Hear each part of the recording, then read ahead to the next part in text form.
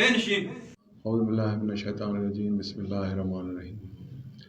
اہلیان حویلیاں، معززین شہر، بزرگ ساتھی خاکسار اور میرے سالار اور اسٹیج پر موجود تمام دوست احباب کو میری طرف سے عسکری سلام، السلام علیکم۔ یہاں میرا آج دوسرا دن ہے، ہنگامی طور پر یہاں پر آنا ہوا۔ ہمارے سالار شہر جو ہے وہ ان کو کچھ تکلیف ہو گئی اور پھر اس کی خبر آنن فانن مرکز پہنچی تو پھر میرا دل پریشان ہو گیا، کیونکہ ہم روحانی طور پر ایک دوسرے کے ساتھ جڑے ہوئے ہیں۔ خاکسار تحریک کے نظریے کو لے کر، اس کی فکر کو لے کر، علامہ صاحب کی اس تحریک میں ہمارا ایک بینڈ بن چکا ہے، ایک کنیکشن بن چکا ہے۔ تو اس کو دیکھتے ہوئے میں ان کی مزاج پرسی کے لیے یہاں آیا اور یہاں آپ ساتھیوں سے ملاقات میری رہی ان 2 دنوں میں، اور بڑا خوشگوار میں نے محسوس کیا کہ یہاں کی تحریک، یہاں کی جماعت انتہائی طور پر جو ہے وہ منظم ہے، متحرک ہے اور فکر مشرقی کے ساتھ جڑی ہوئی ہے، اور آرگنائزیشن جو تنظیمی سطح ہے اس میں بھی مجھے کافی نوجوان ساتھی نظر آئے، جس سے یہ دل کو اطمینان ہوا کہ حرکت و عمل جاری ہے۔ فکر، نظریہ جو ہے وہ آہستہ آہستہ فکر مشرقی کے تناظر میں حضرت علامہ مشرقی نے جو دیا اس قوم کو، وہ آہستہ آہستہ یہاں کے نوجوانوں میں، کیونکہ نوجوانوں کو میں نے دیکھا کافی سارے نوجوان اس وقت تحریک میں شامل ہیں۔ تو خاکسار تحریک کا نظریہ یہاں کوئی نیا نہیں ہے حویلیاں میں، اور حویلیاں کے جو اہلیان حویلیاں ہیں وہ خاکسار تحریک سے بخوبی واقف ہیں، اور ہر ایک جو بھی مہم اس طرح شہر کی اس کے لیے چلتی ہے اس میں بھی خاکسار تحریک پیش ہوتی ہے۔ اور یہ میرا ان کو ہے فری ہینڈ کہ آپ کسی بھی اصلاحی کام میں یا شہر کے کوئی بھی ایسے پرابلمز ہوں اس میں آپ جو ہے وہ حصہ لے سکتے ہیں، اور ایسے جو بھی دن آئیں یا ایسے کوئی بھی پروگرامز آئیں تو ان میں آپ بھرپور حصہ لیں۔ تو آج یہ تقریب بھی اسی نظریے سے منعقد کی گئی کہ فکر مشرقی کے تناظر میں آپ کے ساتھ خطاب کروں۔ تو فکر مشرقی اور حضرت علامہ عنایت اللہ خان المشرقی رحمۃ اللہ نے یہ تحریک ازرو قرآن شروع کی تھی۔ میری ساتھیوں سے جو گفتگو ہوتی ہے کہ وہ شخصیت ایسی تھی کہ ورلڈ فیم تھی، اور انہوں نے اس تحریک کو ازرو قرآن شروع کیا، اور ان کے جو خیالات تھے جو مذہبی نقطۂ نظر سے تھے، دینی نقطۂ نظر سے تھے، انہوں نے اپنی کتاب جو 1924 میں تقریباً آج 100 سال ہونے کو ہے، اس 100 سالہ تاریخ میں ایسا شاہکار پھر ہمارے سامنے نہیں آیا۔ قوموں کے عروج و زوال کے تناظر میں انہوں نے اس تحریک کو شروع کیا، اور وہ جو قرآنی فلسفہ تھا قوموں کے عروج و زوال کا وہ انہوں نے بتایا ہے، The Rise of the Nation کی بات کی ہے۔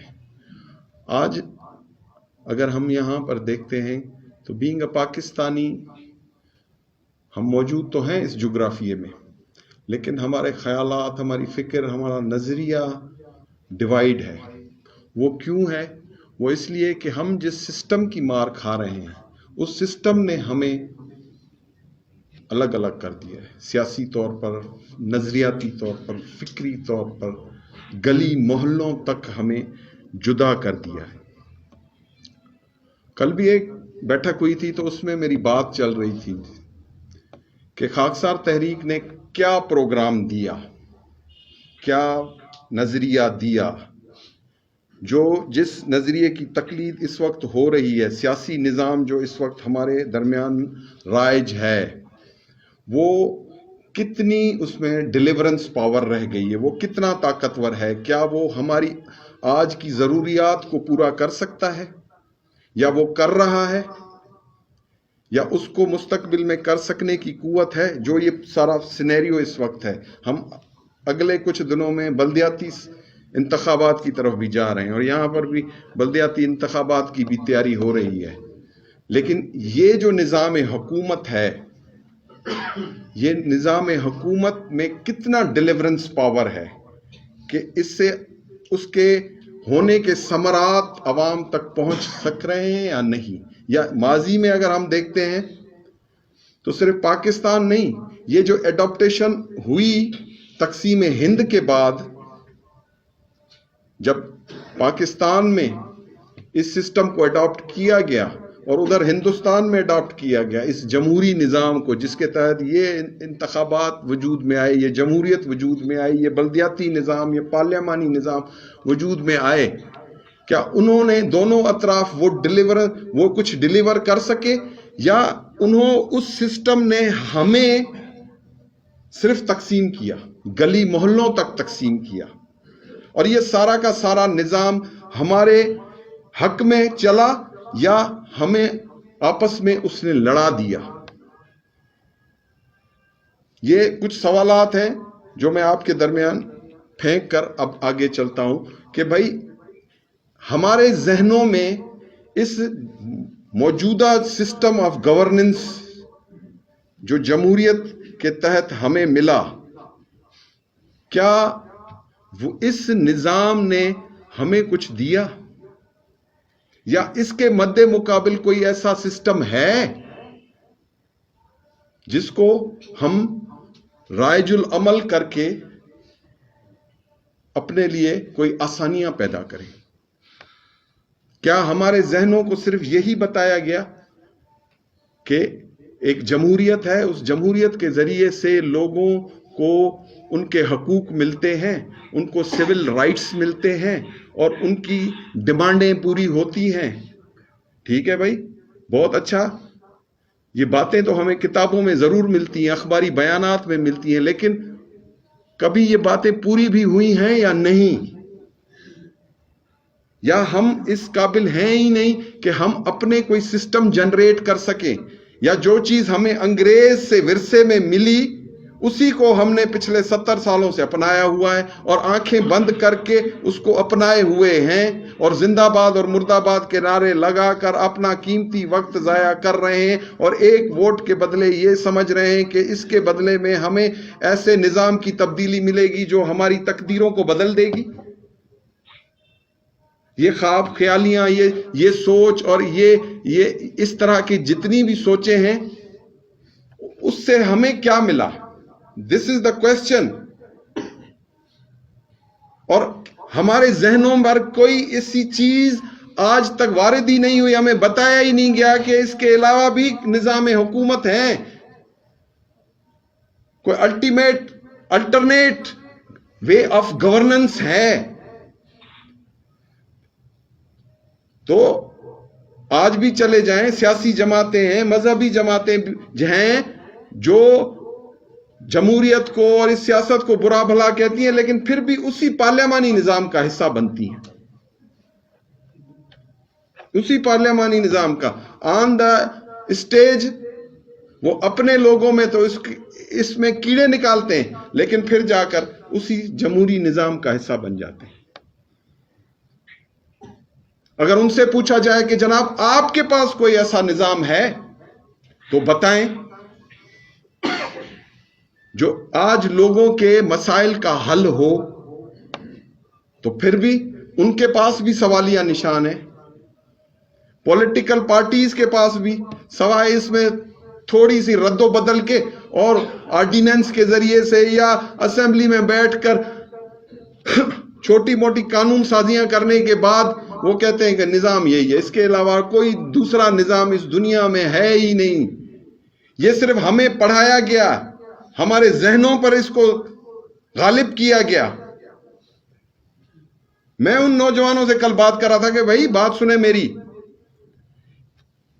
ہمیں یہی چیز بتائی گئی، صرف سمجھائی گئی کہ اس کے سوا کچھ بھی نہیں ہے، اسی پر چلو، یہی راستہ ہے. جمہوریت ہی بہترین انتقام ہے، جمہوریت ہی بہترین سیاست ہے، جمہوریت ہی تمام مسائل کا حل ہے، جمہوریت ہی سافٹ انقلاب ہے، جمہوریت ہی ہمارے مسائل کو حل کر سکتی ہے.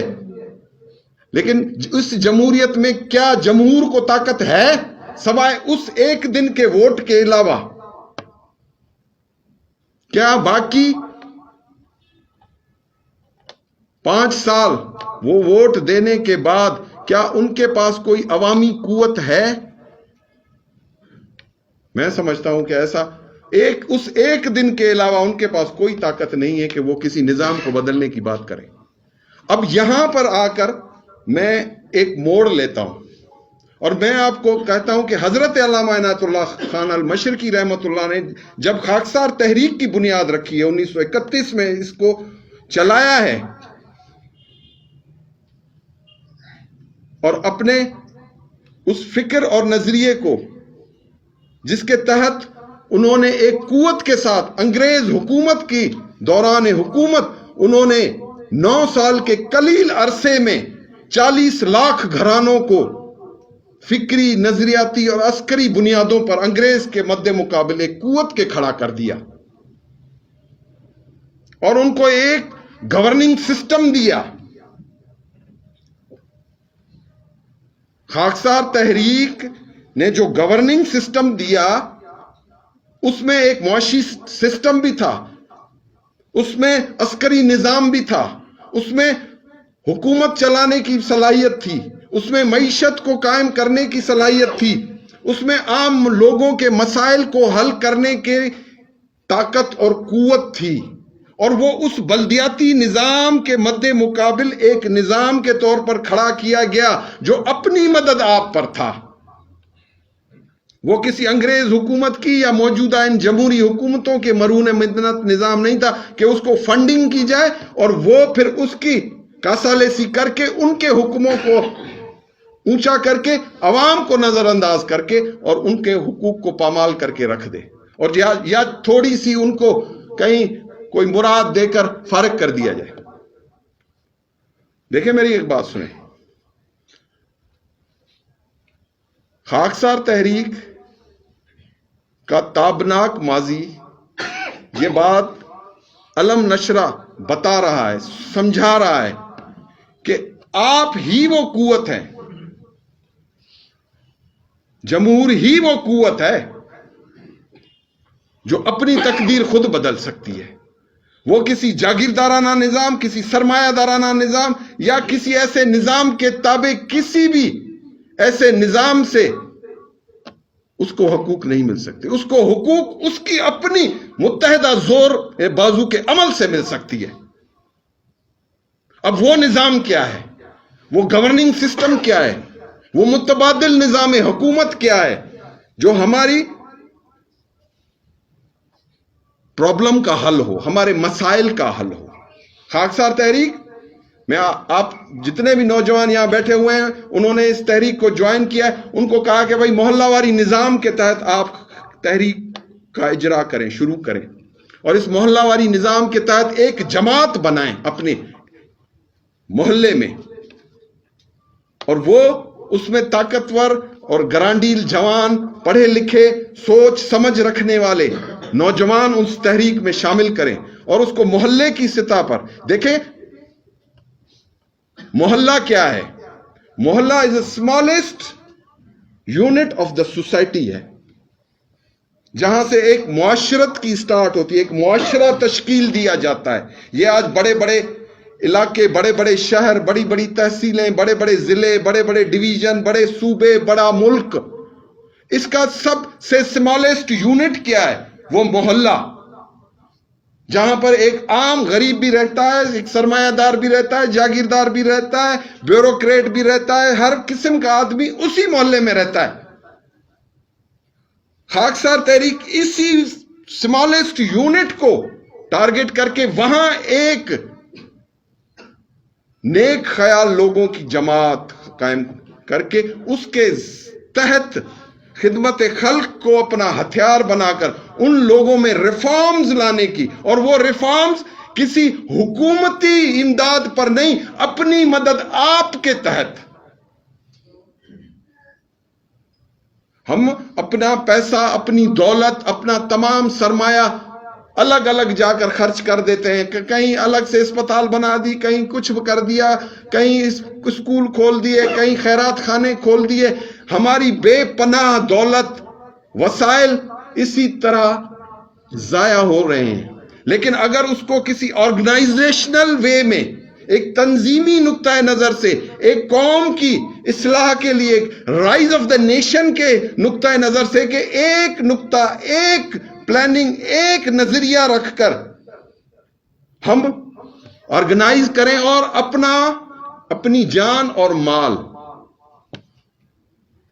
اس لا الہ الا اللہ محمد رسول اللہ کے نام پر، صلی اللہ علیہ وسلم کے نام پر، اس کی اپنے اس نظریے کو، اس دین کی حقانیت، سچائی کو سامنے رکھتے ہوئے، خوف خدا کو اپنے دلوں میں محسوس کرتے ہوئے، اس خوف کو اپنے اوپر طاری کرتے ہوئے لوگوں کے ریفارمز کے لیے کام کریں، ان کی خدمت کے لیے کام کریں، اور کہیں باہر نہ جائیں۔ ضرورت نہیں ہے کہ یہاں جو محلے میں جماعت ہے، اس کے وسائل، اس کی تمام تر جو ہے وہ کسی اور محلے میں، وہ محلہ، اگلا جو محلہ ہے وہ اپنے لیے اپنی ریسورسز پیدا کرے، اپنے افراد پیدا کرے، پھر وہ جماعت تمام مسائل کا حل ہوئے۔ اور یہ پروون ہے، ہسٹری ہے یہ، کہ انگریز کی حکومت میں 2 کروڑ کے لگ بھگ لوگ جب خاکسار تحریک کا حصہ بنے، تو جن محلوں میں وہ جماعتیں قائم ہوئیں، وہاں چوری، وہاں ڈکیتی، وہاں منشیات، وہاں بدماشی، وہاں فحاشی کچھ بھی نہ رہا، اور وہاں پر معاشی مسئلہ کو، بے روزگاری کو ختم کرنے کے لیے گھریلو صنعت سے سٹارٹ لیا گیا۔ اب یہ ساری چیزیں آپ کے اس بلدیاتی نظام میں نہیں ہیں، جس کو آپ ووٹ دے کر آتے ہیں، پھر کہتے ہیں کہ جناب یہاں میرا بلب خراب ہو گیا، یہاں گلی میں پانی آ جائے، کاؤنسلر صاحب نے سر دو دے تھے آگے پانی۔ یہ تمام چیزیں وہ محلہ، وہ محلے کے افراد، وہ لوگ اپنی مدد آپ کے تحت، انہوں نے اس محلے میں اس اسلامی نقطۂ نظر سے اپنا بیت المال بنا لیا اور ایک کو امین بنا دیا۔ یہ جو، اور وہ جماعت ہر ایک پر نظر رکھتی ہے، وہاں یتیموں پر بھی نظر رکھتی ہے، وہاں بیواؤں پر بھی نظر رکھتی ہے، وہاں غریب پر بھی نظر رکھتی ہے، اور ان کے لیے آسانیاں پیدا کرتی ہے۔ This is the formation, the basic formation. It is the basic formation of the organization to govern the people. یہ آپ اس وقت سن رہے ہوں گے اور آپ کو لگ رہا ہو یہ کیا باتیں ہو رہی؟ بھئی یہ باتیں ہیں، یہ تاریخ کا حصہ ہیں۔ خاکسار تحریک کو اگر خدمت خلق کے نقطۂ نظر سے دیکھیں تو it was the first non-governmental organization in the history of India. N G O, سب سے پہلی این جی او بھی اگر کہیں، آج گلی گلی میں این جی اوز یہی کام، یہی فلاحی کام کرتی پھر رہی ہیں، لیکن ان کے پاس کوئی نصب العین نہیں ہے، کوئی نظریہ نہیں ہے، کوئی ٹارگٹ نہیں ہے کہ یہ خدمت خلق کر کے ہم نے قوم کو کیا موٹیویٹ کر کے آگے لانا ہے، کیا بھک منگے ہی پیدا کرنے ہیں۔ ایسی آرگنائزیشن ہیں جو سارا دن لوگوں کو کھانا کھلا رہی ہیں۔ معاف کیجئے گا، اس سے ثواب کی کیا توقع ہو سکتی ہے کہ وہ لوگ جو ہٹے گٹے ہیں، جو کھا سکتے ہیں، پی سکتے ہیں، کما سکتے ہیں، لیکن وہ آ کر وہاں دسترخوان پر بیٹھ کر کھا پی کر پھر اپنا وہ وقت جو ان کو اپنی روزی کمانے میں ہو، وہ سماج دشمن سرگرمیوں میں انوالو ہو جاتے ہیں۔ وہ کچھ نہ تو نشہ کرنا شروع کر دیتے ہیں۔ کراچی کا بھی ایک مسئلہ ہوا کہ بھائی کراچی کو پچھلے سال بارشیں ہوئی، کراچی ڈوب گیا، لیکن وہاں ایسی آرگنائزیشن تھی جو ہزاروں لوگوں کو کھانا کھلا رہی تھی۔ بہت اچھی بات ہے، الحمدللہ ہونا چاہیے، چیریٹیبل جو نظریہ ہے وہ قوم میں ہونا چاہیے، اور یہ ضروری بھی ہے۔ لیکن اگر ان میں سے 20,000 لوگوں کو کھانا کھلایا جا رہا ہے تو ایسے لوگ بھی ہیں جن کو ٹارگٹ کر کے کہا جا سکتا ہے کہ جناب آپ جسمانی طور پر مضبوط ہیں، آپ تقریباً 1 گھنٹہ تو دینا ہمیں، ہم آپ کو 3 وقت کی روٹی دے رہے ہیں، دے بھی دیں گے، اللہ دے رہا ہے، اور یہ ایک ذریعہ اللہ نے بنا دیا، آپ کو مل جائے گی، آپ 1 گھنٹہ دے دیں۔ ان 20,000 میں سے 5,000 آدمی, 5,000 نہیں تو 3,000 آدمی, 2,000 آدمی 1 گھنٹہ دیں, تب بھی میتھمیٹیکل کیلکولیشن کہہ رہی ہے کہ ایک دن میں 2,000 گھنٹے, وہ 24 گھنٹے 1 گھنٹہ نہیں ہے, وہ 2,000 گھنٹے ہیں. تو 1 مہینے میں کراچی صاف, اگر جھاڑو ہی اٹھا لو. تو بھائی اس طرح سے آرگنائزیشنل پوائنٹ آف ویو سے اگر ہم اس خدمت خلق کے نظریے کو, اس تحریک کو, اس کے پروگرام کو, اس کے محلہ واری نظام کو اگر ہم چاہتے ہیں تبدیلی, جس کے لیے ہم نے ووٹ بھی دیے, لوگوں کو ہم نے اسمبلیوں تک پہنچایا, لیکن ان میں کوئی ڈیلیورنس پاور نہ رہا, افسوس ہے. نام لینا ضروری نہیں ہے, آپ جانتے ہیں سارا ہمارا جو پارلیمانی نظام, یہ جو نظام ہے, نظام حکومت ہے, یا یہ جو جوڈیشری سسٹم ہے, یا جو پولیس کا نظام ہے, یا جو ہمارا پارلیمانی نظام, یہ اپنی ڈیلیورنس کھو چکا ہے. یہ کچھ دے نہیں پا رہا. اس کی وجہ سے ہمارے مسائل کھڑے ہیں اور ہم پریشان ہیں.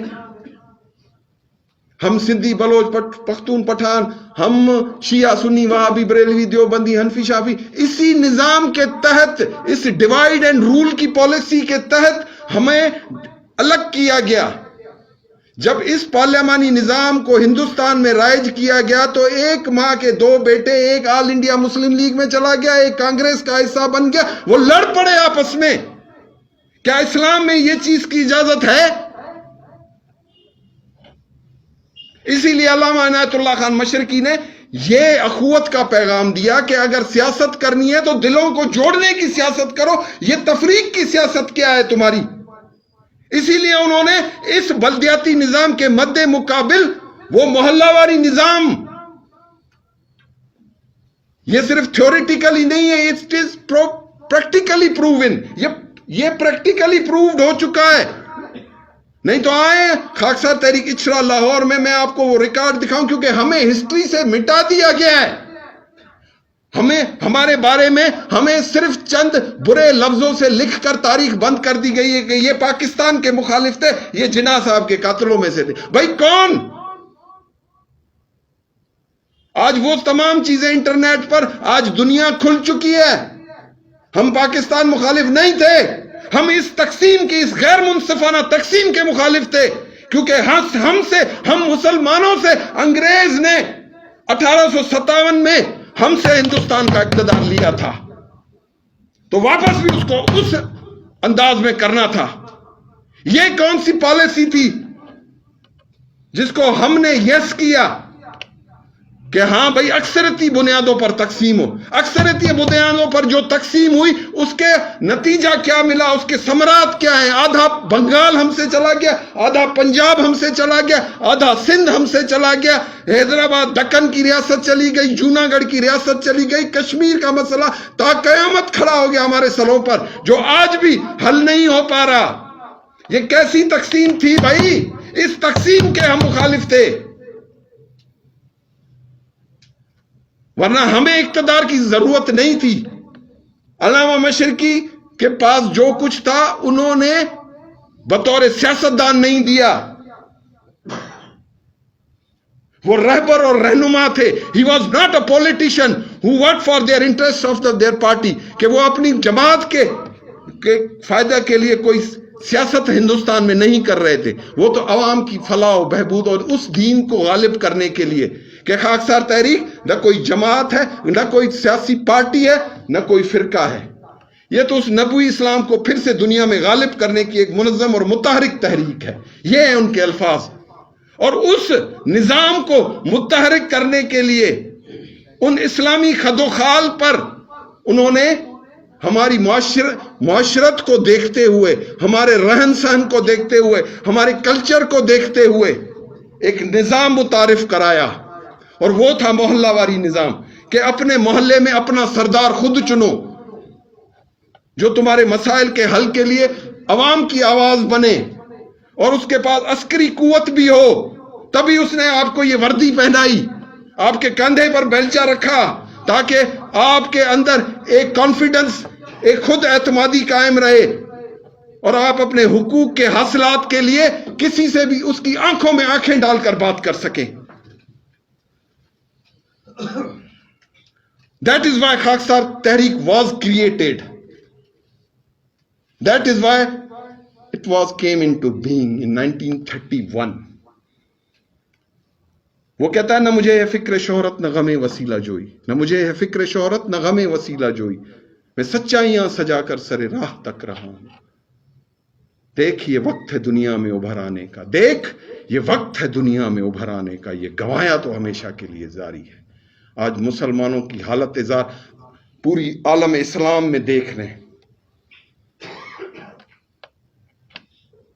کہ مسلمان مر رہا ہے. مسلمان کا کوئی پرسان حال نہیں، اس کے مسائل جو کے تو ہیں.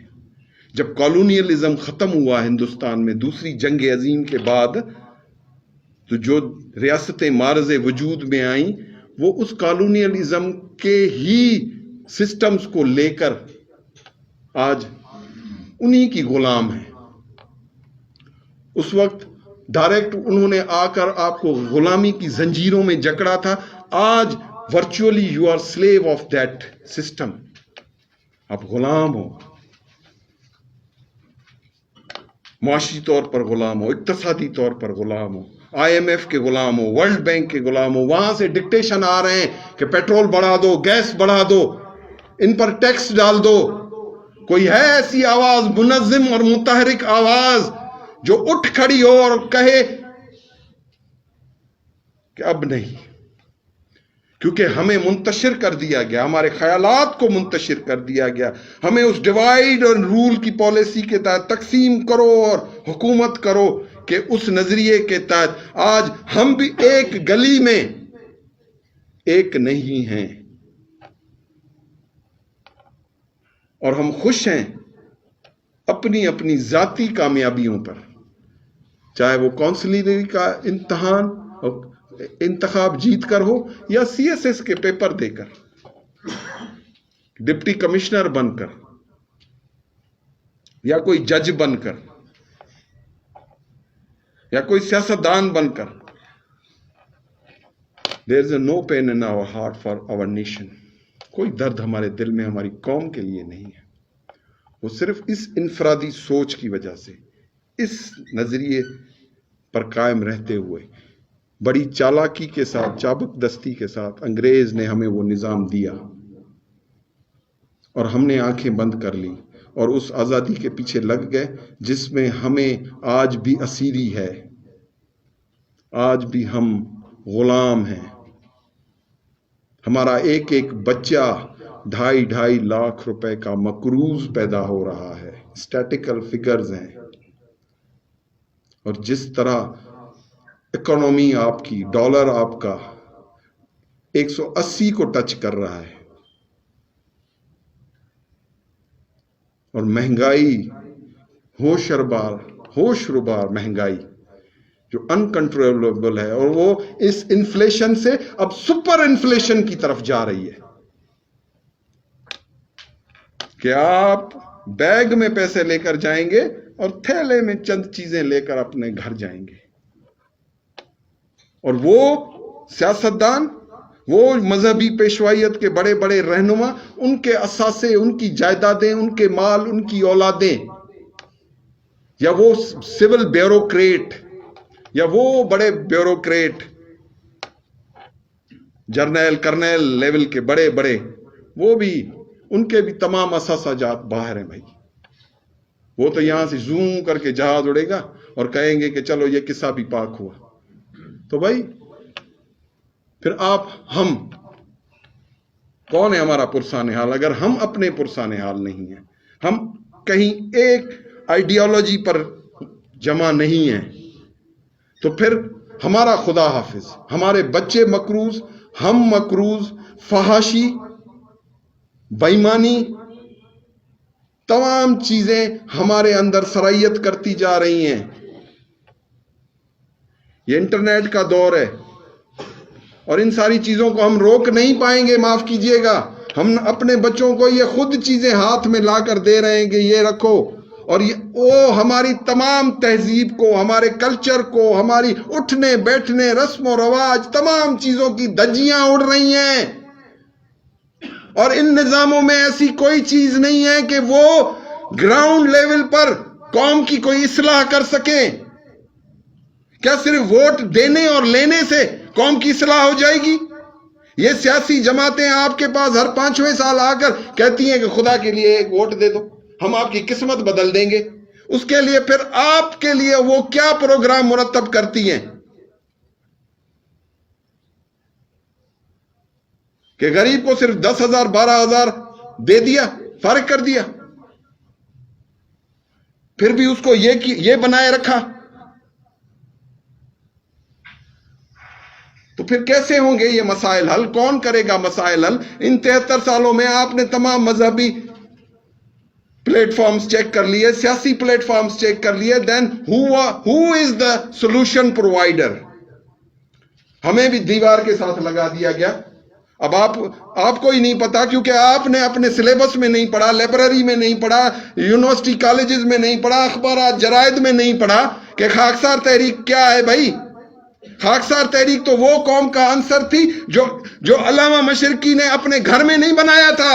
معاف کیجئے گا، اس نے وہ عنصر جو نیک تھا، شریف تھا، ایماندار تھا، اس کو آپ کی قوم میں سے نچوڑ کر اس کا ایکسٹریکٹ نکال کر آپ کے سامنے کھڑا کیا تھا کہ یہ وہ ایمان والے لوگ ہیں بھائی جو تمہاری اصلاح کے لیے نکلیں، تمہاری بقا کے لیے، تمہاری بقا کی جنگ لڑ رہے ہیں. 100 خاکساروں کی قربانی نے آج پاکستان کو آزادی دلانے میں سب سے بڑا اہم کردار ادا کیا. یہ میرا دعویٰ ہے. اب آپ پوچھیں گے جناب وہ دعویٰ کیا ہے؟ وہ دعویٰ اس طرح ہے کہ آپ کو 23 مارچ کی تاریخ پتہ ہے کہ وہ قرارداد مقاصد پہ بنی، لیکن 19 مارچ 4 دن قبل، اسی وقت، اسی سال، اسی لمحے، اسی ہفتے خاکساروں کا جو خون لاہور میں بہا، جس میں 100 خاکساروں کو انگریز نے ان کے سینے چھلی کر دیے. تو آزادی تو خون سے ہوتی ہے، کاغذوں کے پلندوں سے نہیں ہوتی، قراردادیں پاس کرنے سے نہیں ہوتی ہیں. گوشت پوش کی اس دنیا میں غالب آنا خون سے کھیل ہے. جب تک جو قومیں یہ کھیل کھیلتی ہیں غالب رہتی ہیں، اگر وہ یہ سب سبق بھول جاتی ہیں تو نیست و نابود ہو جاتی ہیں. تو پھر کس خواب خیالی میں ہو میرے بھائیوں؟ اہلیان حویلیاں میں آپ سے مخاطب ہوں. میں خاکساروں سے تو بات میں نے کل بھی کی ہے، آج بھی صبح کی ہے. میں آپ سے مخاطب ہوں کہ what is the solution of your problems؟ کہ کون سی ایسی چیزیں ہیں جس کو لے کر آپ اپنی نسل کا تحفظ کر سکتے ہیں، اپنے آئندہ آنے والی نسل کو، اپنے بچوں کو، اپنے گھروں کو، اپنی 4 دیواریوں کو محفوظ کر سکتے ہیں. نہیں تو جو یلغاریں آپ پر ہیں، ایک نئی یلغار آ رہی ہے جو ڈالر کی چمک میں آ رہی ہے آپ کے پاس، اسی پیک کے رستے آ رہی ہے آپ کے پاس. آپ اپنے اس سارے ماحول کو، اس کلچر کو، اس ریلیجن کو، اس اٹھنے بیٹھنے کو کس طرح روک سکو گے؟ ایک ماڈرنزم کا نیا دور آنے والا ہے، اور میں نہیں سمجھتا کہ جو عام بچہ اب ہر چیز سے بدظن ہو چکا ہے، ہم اس کو کہتے ہیں جہاں نماز پڑھ، وہ بھاگ جاتا ہے. چل ایسے اکثریتی تعداد میں بچے ہیں، یہاں ان کی اکثریت ہوگی کہ وہ قرآن پڑھ لیتے ہیں، لیکن دوسرے صوبوں میں چلے جائیں یہ خیال ہی نہیں ہے. سندھ میں چلے جائیں، بلوچستان میں چلے جائیں، کوئی بھی نہیں. لٹریسی ریٹ کیا ہے آپ کا؟ اور وہ جو لٹریٹ پیپل ہیں وہ تو سارے رٹے کی پیداوار ہے. آج کل تو ان ڈگریوں کو کوئی کام نہیں ہے، ان ڈگریوں پر تو کوئی آپ کو جاب بھی نہیں دیتا. وہ تو آپ کے اسکلز پر، کہ اسکل ڈیولپمنٹ میں آپ کس حد تک ہیں، کہ آپ میں کیا ہنر ہے. چائنا کہاں پہنچ گیا، جاپان کہاں پہنچ گیا، دوسری جنگ عظیم کے بعد ایٹم بم لگا، آج جاپان دنیا کی معیشتوں کو لیڈ کر رہا ہے. جرمنی کہاں پہنچا ہوا ہے جس کو 2 لخت کیا گیا، وہ آج کہاں کھڑا ہے. وہ ساؤتھ کوریا جس نے 1965 میں آپ سے 5 سالہ منصوبہ